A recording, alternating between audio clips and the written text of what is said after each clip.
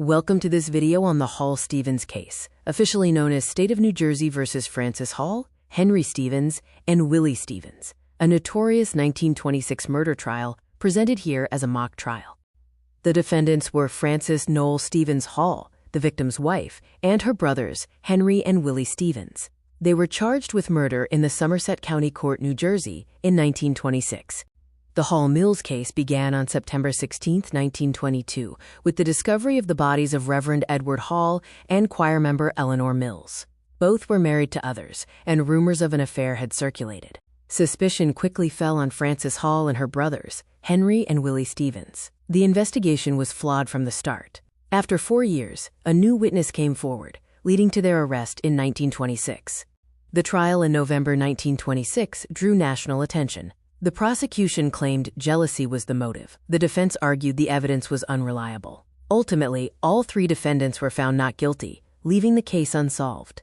The key witnesses for the prosecution included Jane Gibson, known as the Pig Woman, Officer Charles Hartman, Dr. Edward Crane, and Mrs. Louise Geist. Jane Gibson was the key eyewitness. Officer Charles Hartman was a New Brunswick police officer. Dr. Edward Crane served as the medical examiner, and Mrs. Louise Geist was a neighbor and early witness. The prosecution's major arguments centered on a powerful motive of jealousy and family reputation. They relied heavily on Jane Gibson's testimony to place the defendants at the scene, and argued the staged crime scene indicated deliberate action.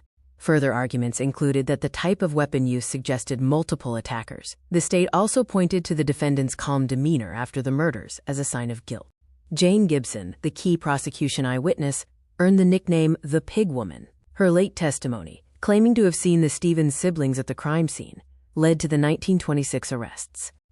Officer Charles Hartman was one of the first officers at the crime scene. The prosecution used his testimony, despite inconsistencies in his early statements during the investigation.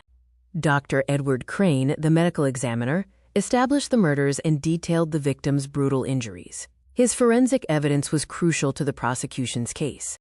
Mrs. Louise Geist was a neighbor of the victims who provided early witness statements to the police and was an initial witness for the prosecution in the 1926 trial. Now, we will look at the defense side of the Hall-Stevens case and their key witnesses. Defense witnesses included the defendants, Frances Noel Stevens Hall, Henry Stevens, and Willie Stevens. Dr. Arthur Reynolds, a defense forensic expert, also testified. The defense argued there was no physical evidence linking the defendants to the crime, and that the crime scene was contaminated.